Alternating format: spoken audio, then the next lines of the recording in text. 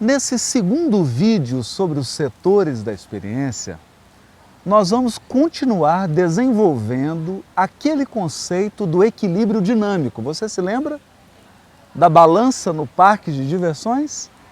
Quando um lado sobe, o outro desce e depois eles revezam.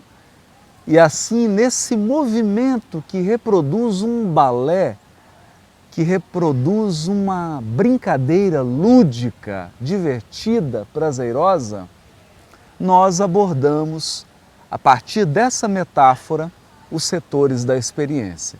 E te apresentamos já 3 pares deles: personalidade e relacionamento, família e profissão, e também a oficina, a habilidade material e a religiosidade e espiritualidade, que é o altar, o 12º setor. Agora, nós queremos te apresentar outros 3 pares de setores da experiência. Juntos, eles formam 12 setores que compõem as áreas da vida de qualquer ser humano. Todos os seres humanos possuem 12 setores da experiência e atuam a partir desses 12 setores. Agem, realizam projetos, concretizam planos, sonham, sorriem e choram nessas áreas da vida. O 4º par dos setores da experiência envolvem o setor 2 e o setor 8. O setor 2 diz respeito ao corpo, que é a nossa primeira propriedade. A nossa individualidade possui um corpo para se expressar, para realizar, e um corpo que nos permite possuir coisas. O segundo setor, então, é o setor do corpo e das posses. O 8º setor é o setor que eu chamo de casa de câmbio, porque é o setor das permutas. É você com seu corpo e outra pessoa com o corpo dela, e estabelece uma relação sexual, por exemplo. É você com as suas posses se encontrando com outra pessoa com as posses delas ou dela. Então, é nesse encontro de um indivíduo que tem o seu corpo, sua identidade e suas posses, permutando, trocando com outro indivíduo que tem também o seu corpo e os seus recursos, suas posses. Vejam que esses setores são pares, eles são um polo. Você precisa olhar para o seu corpo como a primeira grande dádiva que a vida lhe dá. É preciso cuidar do corpo. E eu não estou dizendo apenas de um cuidado estético, de você se preocupar apenas com a aparência, com a veste. É claro que essa preocupação ela é justa e ela é importante. No método Kairos de gestão no tempo, você precisa tratar o corpo com muito respeito. Mas, além dos aspectos estéticos, o aspecto de saúde, o aspecto de apresentação, o aspecto de funcionalidade. Então, nós devemos reservar um tempo para cuidar do corpo.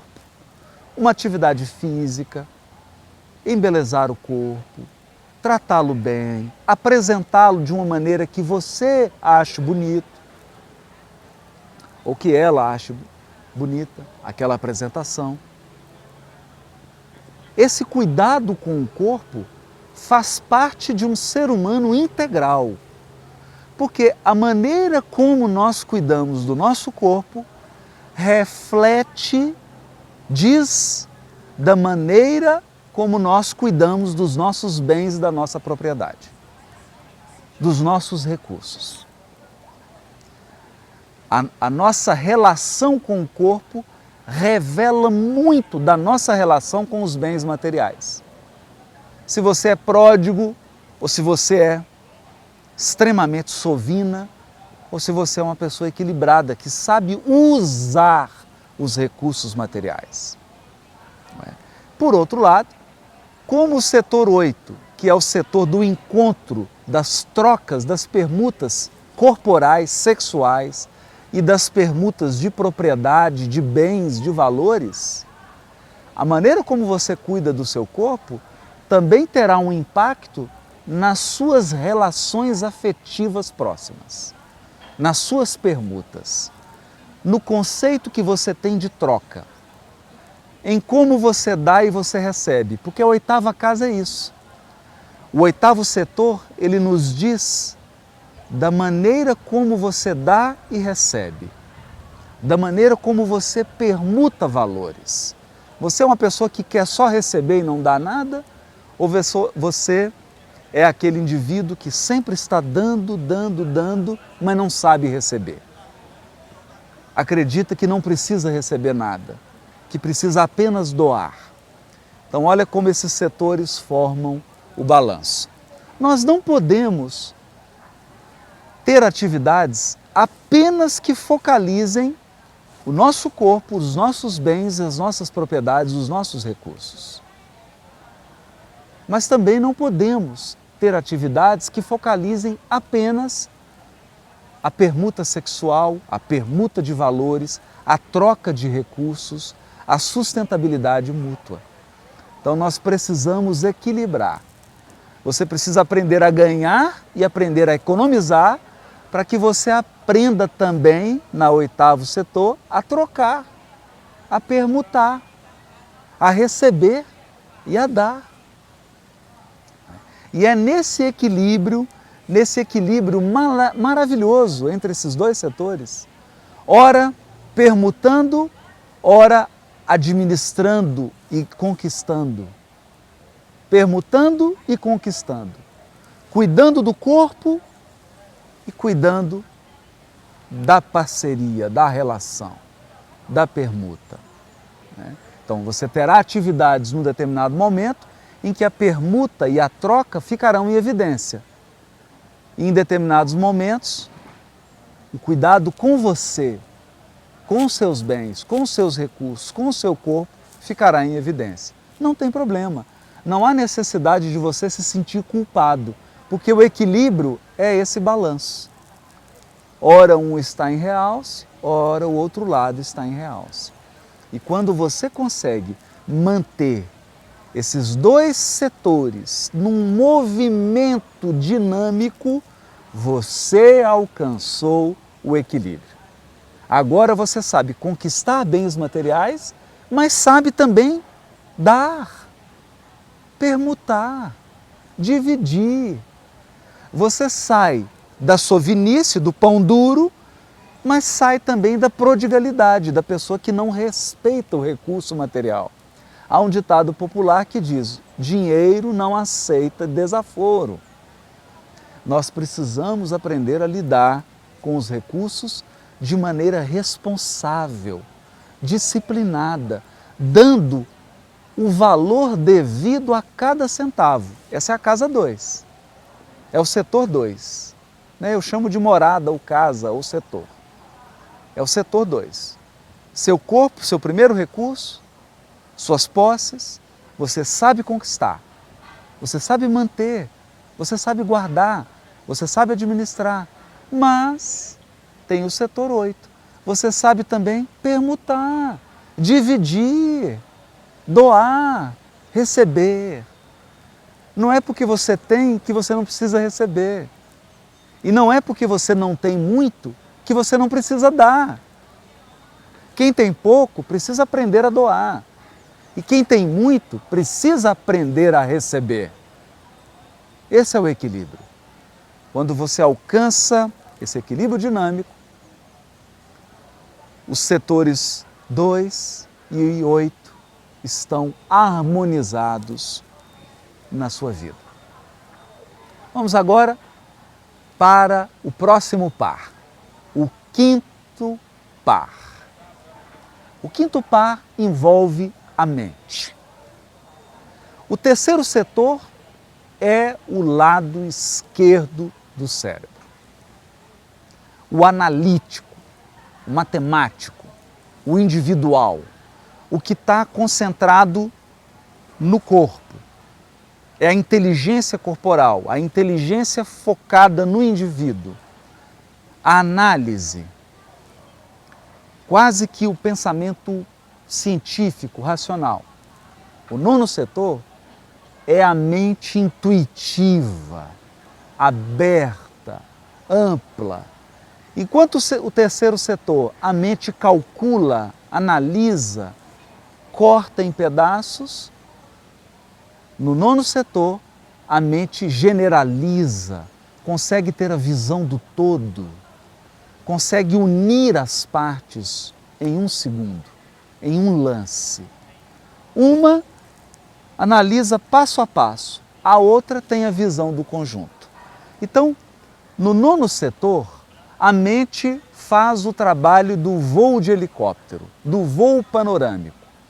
Ela sobrevoa o território e faz um reconhecimento amplo. No terceiro setor, a mente faz uma caminhada pela floresta. Ela reconhece cada árvore, cada pedaço, cada espaço, explorando um por um. Então, eles são complementares. Se você é um indivíduo que está sempre calculando, que está sempre analisando, que se presta atenção em todos os detalhes, ótimo, ótimo. Nada vai ficar de fora. Você vai conseguir estabelecer metas, você vai conseguir estabelecer projetos e vai concretizar cada coisa na hora certa e vai colocar cada coisa no devido lugar. Por quê? Porque a sua mente analítica, a sua mente racional está desenvolvida. A criança desenvolve essa mente racional, que é o terceiro setor, quando ela começa a dar nome às coisas. Que é isso? Colher, garfo, roupa, e ela vai aprendendo as palavras. O primeiro aprendizado que a criança tem de uma língua é dar nome. Por isso que ela se embola no verbo. Às vezes ela não conjuga bem o verbo, mas ela sabe dar nome. Então ela aprende vovó, vovô, mamãe, papai, cachorro. Ela vai nomeando as coisas. Isso é a mente analítica. Está analisando, está compartimentando, está colocando cada coisa na gaveta certa. É importante isso. E as primeiras interações da criança se dão nesse nível. Meu brinquedo, brinquedo da outra criança. Eu tenho 3 brinquedos, ela tem 4. Então ela começa a categorizar, começa a dividir. Essa é a mente racional, é o lado esquerdo. Mas se você dá realce apenas para a mente analítica, você é aquela pessoa incapaz de enxergar o conjunto. Porque a mente do nono setor é a mente ampla, é o voo panorâmico. Então há um ditado que diz assim: quem presta atenção apenas na árvore não vê a floresta. Se você foca os seus olhos apenas num objeto, você não enxerga mais nada. A gente costuma dizer, né, que é um burro com uma viseira. Ele só enxerga um aspecto. Então a mente do nono setor, que geralmente é uma mente que você desenvolve numa faculdade, num curso, num treinamento mais amplo, você aprende a fazer sobrevoo. Você não analisa detalhes, você tem a visão do conjunto. Você vê a floresta. Não, essa aqui é uma floresta, tem 10.000 km². Tem um conjunto. Esse é um bioma X, bioma Y. Então você tem a visão geral. A partir da visão geral, você auxilia a mente racional. Por isso que as duas têm que estar em equilíbrio. Por quê? Porque não tem como realçar as duas. Não tem como você focar num ponto e ao mesmo tempo ter a visão geral.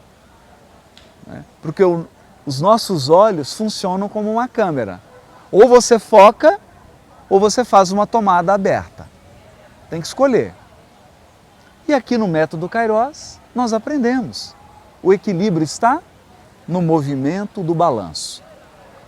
Numa hora, a mente racional está em realce, em outro momento, a mente intuitiva, a mente geral.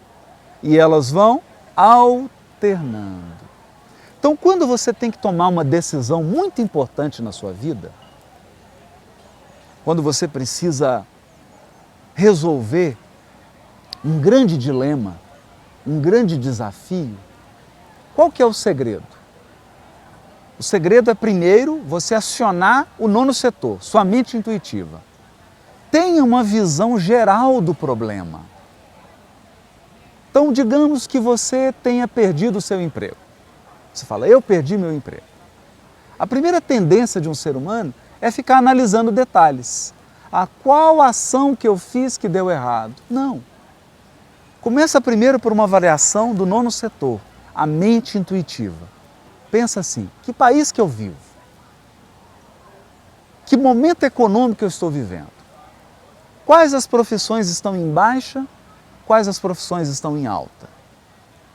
Toda profissão tem um problema, num determinado tempo. Pode ser que nesse momento agora o problema da sua profissão seja a falta de emprego. E você avalia a conjuntura. Você olha no global, não é o seu problema. É o problema de milhares de pessoas que estão vivendo a mesma situação que você está enfrentando. E você começa a fazer macroavaliações. Quantas pessoas se formaram na minha profissão nesse ano? No ano passado? No ano retrasado? Aí você faz conta. Bom, então, ingressaram no mercado, na minha profissão, 150 mil pessoas nos últimos 4 anos. Você tem a visão de conjunto. Ela foi realçada. Agora, você começa a fazer a avaliação detalhada, da mente analítica. Aí você começa a pensar, e eu? O que eu fiz? Eu me especializei? Eu cometi algum erro? Eu tomei alguma decisão que não devia?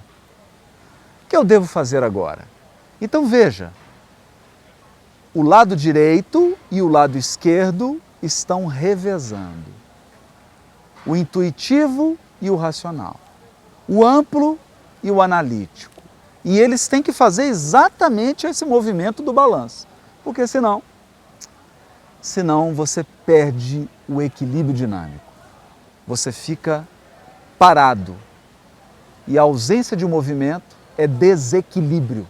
A vida pede movimento e movimento equilibrado. Então, quando nós entendemos isso, nós começamos a trabalhar a alternância desses setores. Ora você dedica atividades para a sua mente analítica e ora para a sua mente intuitiva, para a sua mente mais ampla. E cuida de todas elas sem dar atenção a apenas uma delas. Esse é o segredo do método Kairos. Entendermos que todo indivíduo, que todo ser humano que nasce nesse mundo possui 12 setores para administrar, mas eles são pares, então na verdade são 6 pares. E eu acabei de falar com você sobre o 5º par dos setores da experiência. A mente racional e a mente ampla, a mente geral, a mente analítica que corta tudo e aquela que reúne tudo, que tem a visão de conjunto. Agora vamos examinar o 6º e último par dos setores da experiência. Eu quero falar do setor 11, que é o setor dos grupos sociais, das causas sociais, das causas comunitárias, da criatividade coletiva, da criatividade que está presente nos grupos. Então você pensa nas ONGs, você pensa nos movimentos culturais, movimentos religiosos, movimentos artísticos. São grupos que defendem uma ideia, um estilo, um modo de fazer e um modo de ver o mundo, de ver a vida. Todos nós necessitamos de fazer parte de um grupo social, de alguma causa social. Isso está na nossa natureza. E todos deveríamos reservar algum tempo, parte do nosso tempo, para os grupos sociais. Porque nós precisamos retribuir para a sociedade tudo o que a sociedade nos dá. Você usufrui dos bens comuns. Você anda nas estradas, anda nas ruas que foram construídas pela sociedade. Você usufrui de hospitais, de segurança, de uma série de instrumentos públicos que foram construídos pela sociedade. Se você vivesse sozinho numa ilha deserta, você não teria um hospital com médico, enfermeiros, funcionários trabalhando. É só a vida em comunidade, a vida em sociedade, que nos oferece esses bens, esse patrimônio valioso. Então nós temos que ter identificações com grupos e causas sociais. Tem dos mais diversos. Tem pessoas que gostam que tem um grupo, que é o grupo de colecionadores de carros antigos. O grupo dos praticantes de vôlei de mesa, do ping-pong.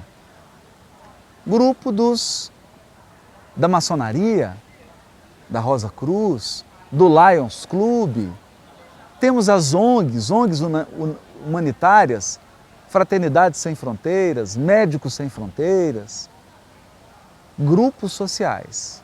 E esse é um setor, o 11º, que precisa merecer atenção.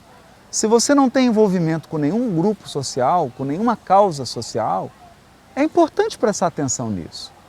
Por outro lado, se você dedica todo o seu tempo apenas para grupos sociais e para causas sociais, você deixará acontecer um grave problema. O seu 5º setor, que é o setor da sua criatividade pessoal. O setor das atividades prazerosas, das coisas que você gosta de fazer por prazer, do seu lado que eu chamo de ócio criativo. Porque não é um ócio. Você está fazendo coisas que vão te dar ideias, vão relaxar sua mente. É um hobby, atividade prazerosa. Aquilo é criativo. Porque é no lazer, é nesses momentos que você consegue aprender coisas novas, que você consegue apaziguar sua mente para desenvolver habilidades novas. E isso é muito importante. É exatamente o ócio criativo. As pessoas que têm muita criatividade e que ganham muito dinheiro com a sua criatividade, elas se permitem um momento da atividade de lazer. Um momento de parar e de apenas experimentar prazer no que ela está fazendo. Prazer na atividade que ela está desenvolvendo, porque ela sabe que aquilo vai contribuir para o seu crescimento, para a sua individualidade, para o seu eu profundo. Então nós temos aqui grupos sociais e lazer, criatividade, que é o 5º setor. 5º e 11º. O que nós temos que fazer? O equilíbrio. Porque o indivíduo que está ali só jogando pôquer, só na diversão, brincando, divertindo, só nisso, ele não dá a sua contribuição para a sociedade e para a comunidade em que ele vive. Então essa criatividade que ele acumulou precisa se converter em ação social. Por outro lado, o indivíduo que só está na ação social, ele começa a se comportar como um boi na manada. Ele para de pensar, ele deixa de ser um indivíduo, ele não tem mais criatividade, tudo que ele fala, ele está repetindo o que o grupo está dizendo, ele perde a sua marca pessoal e ele se confunde com o grupo. Ou seja, ele não tem mais voz. Ele é apenas um emaranhado coletivo. Isso também não é bom. Então nós precisamos trabalhar esses dois lados.